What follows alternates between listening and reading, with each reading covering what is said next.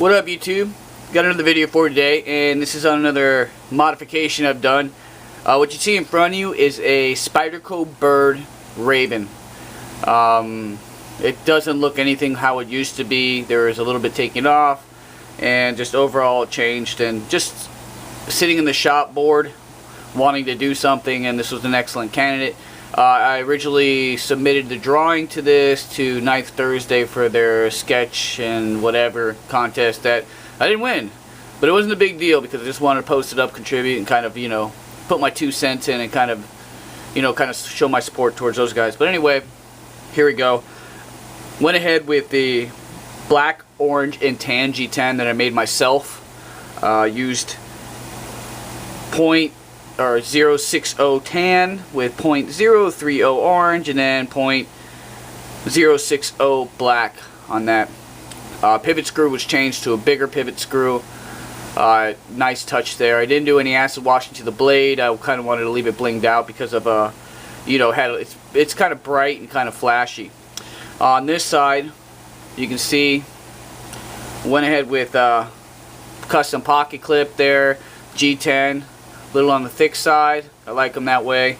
It's the way they're nice and durable. That was also, I made the G10 for that with just black and orange on there. So I kind of made it a little on the thick side. That way I can mill and make that 3D kind of look to it. As you can see here, how it's 3D. This is kind of raised. And actually this is the Byrd hole right there that I did at the pocket pick. So it's kind of got this like little yin and yang kind of deal thing going. And then of course, as I usually do, is transfer the design onto the pocket clip there where I could. There. Standoffs were changed.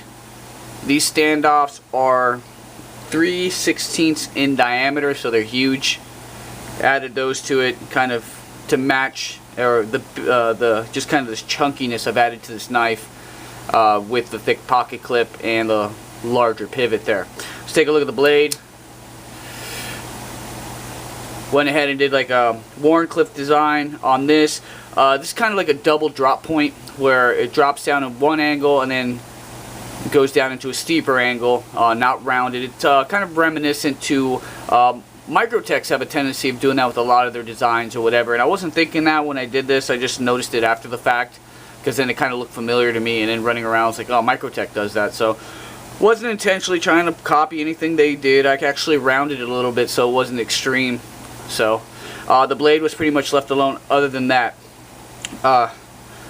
Lock up on it, it's the same as it was right there, probably 35% as far as being lined up. The blade's pretty centered. Action, smooth as all get out. Regular flick, Spidey flick, very nice in the hand. Just grabbing it normal, it's like 3-finger, not really 4-finger. That's why I kind of swooped the handle up on the back here to kind of really give like an area for your finger to rest in there. But this knife is designed with a choil up front, so if you were to choke up on the choil, there is your 4-finger carry right there. And it is pretty comfy.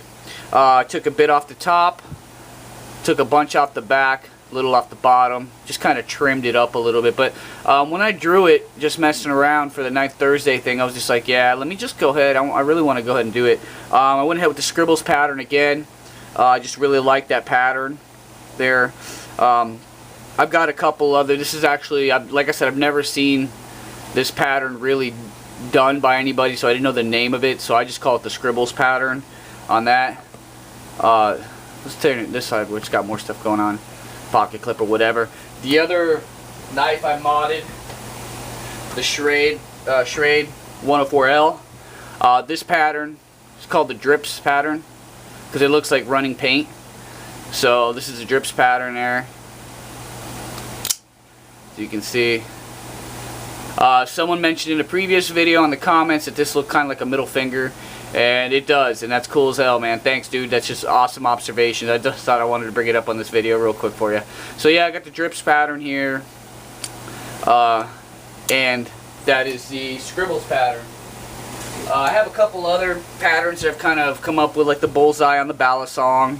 I have a wishbone pattern that kind of looks kind of funky, and I got another one too that I've been messing around with on other stuff that I've done that I haven't really posted a video on. So I just try to do something different than your your Anzos and stuff. Even though the Anzo looks way cool and the Reptilian look cool, Random the Rock pattern looks cool, I just kind of try to stay away from doing that stuff and trying to find my own way as I'm going to modify these knives there. But I will eventually do those. I mean, I've done those scales already on my stuff already that I haven't even shown.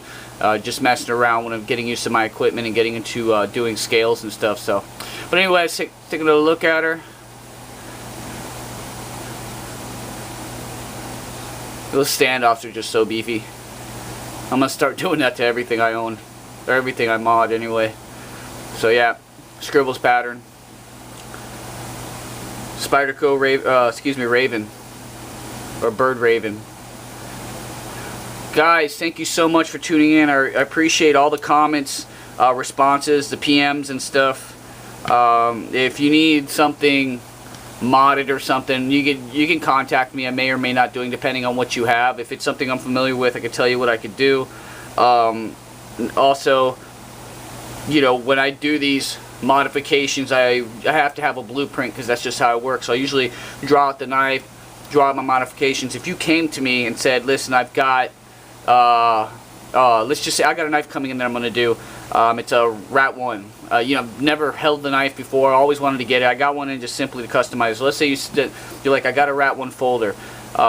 We figure out what we want to do, or basic price, we get that all ironed out. You send it to me. I'll go ahead and draw the knife and kind of incorporate what we've been talking about as far as how I'm going to change it. I don't really like to do just plain scales. I'd rather just go ahead and mod the crap out of the knife, and that way you have something totally original that no one else has. But what I would do is I would draw all the modifications on the paper, show it to you, have you approve it. If you say it's a go, then I would send you progress pics or whatever. They don't take me that long. This was 4 hours, okay? Not long at all. I don't have, I have a couple items waiting here. I've got 3 boxes, or 3 mods that I've got to do, and that's about it. Got these guys right here. I keep all the stuff in boxes with notes, what scales they're getting, and detailed drawings already in the box, ready to go. So I'm pretty organized. That way I can keep on track with everything I'm doing. And like I said, I'd rather be hands-on and have you come in and let me know exactly what you were thinking. I could tell you whether it can be done, if it can't be done, and why. That way and we can get something really cool, because it's all this, I'm just really, my thing is just being able to make something that no one's seen before and no one will ever see. Where you go ahead and pull your knife out. Hey dude, oh, what knife are you carrying? Oh, this was a Byrd. And they're like, what? No, and then, or you pull it out and they're just trying to guess. I know it was made by Spyderco, but is it a new model and this and that? And wow, that's really cool. That's what I like, to be able to do something, just have people guessing and just like, wow, where the hell did you get that? So if you got something interesting or something cool, we can talk about it. I'm not saying yes, I'll do it.